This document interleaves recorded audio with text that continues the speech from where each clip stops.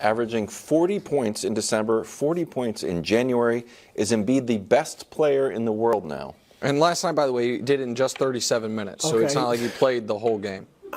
I was going to say, if he played 48 minutes, like Wilt did the year he averaged 50, is that the year he scored 100?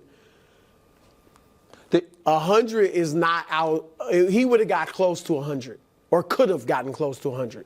I mean, he scored 70 points in 37 minutes. And as you said, Nick, he's averaging more points per minute. He's averaging more, season? just a tick more points per minute than Wilt did the year Wilt averaged 50. Because Wilt that year amazingly played more than 48 minutes per game because he played in all of overtime a couple times. He never fouled out ever, and he almost refused to go out of games. Joel this year is averaging just around 35 minutes a game and 36 points per game, which is bananas. Like, the list of guys who have averaged over 35 in a year post-Wilt is Jordan, Kobe, Harden, and now Embiid. But go ahead. He's playing phenomenally. And, I mean, I watch it like last night. That was a joy to watch. I've always wanted, you guys know I've said it, go inside a little more. He's doing that. He scored in the paint. He posted up, rolled to the basket. But also, I mean, and this has been the case for a few years, man, his mid-range jumper. I don't know whose mid-range jumper is better. And I'm including Kevin Durant, Devin Booker, all these mid-range assassins. This dude, it's incredible the way he shoots in the mid-range. And so, yes, right now, I mean, Jokic, I still would probably take Jokic slightly over Embiid, although Embiid's a better defender as well. But here's what it boils down to, Nick, and you know this. The playoffs. And here's what I'll say about Joel. He has fallen in the playoffs.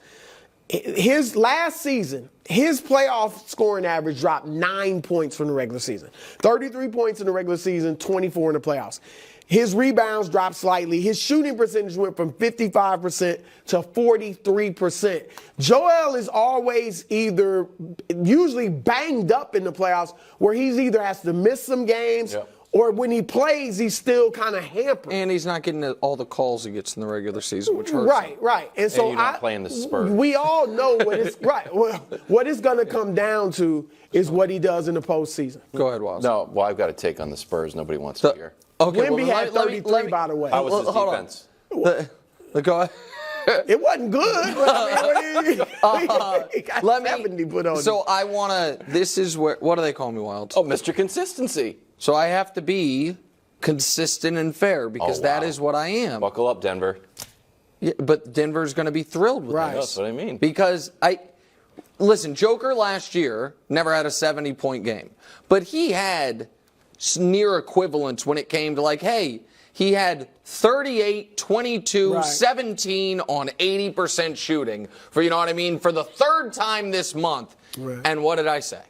I was like, yeah, until you go on a legendary postseason run, I cannot believe you're the best player in the world. So I say this, and listen, I like Joel. You guys know last year I was riding with the Sixers. I believed in them. Joel could have scored 100 last night, and I would not believe he's the best player in the world. My standard for the NBA is very different than I think each sport's obviously different.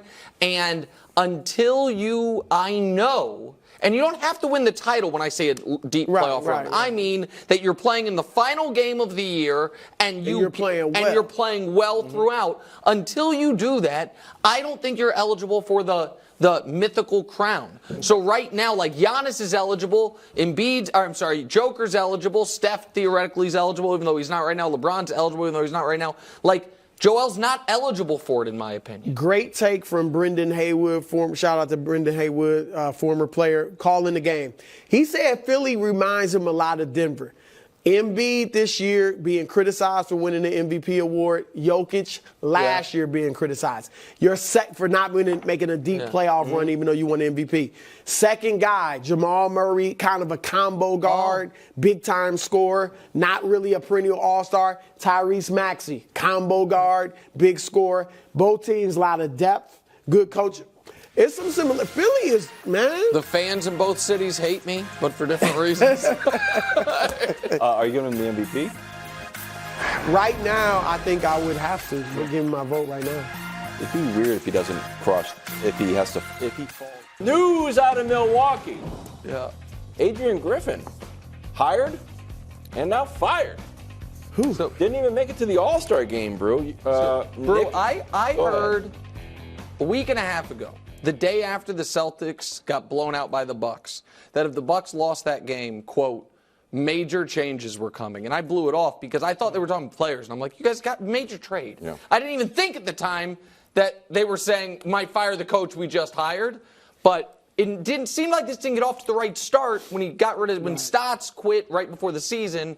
So a really weird tenure there. No, despite their record being second in the East, it was not looking good. I liked Boston better, Philly better, and heck, Miami getting Terry Rozier, who fits Heat culture. I kind of like them a little better. So they need to get somebody in there that's going to turn this thing around and get them playing some defense. Would you like Doc Rivers? Because it looks like that's who they're going to hire. No. I mean, Wildes, give them your take. Coach Bud, look at the resume.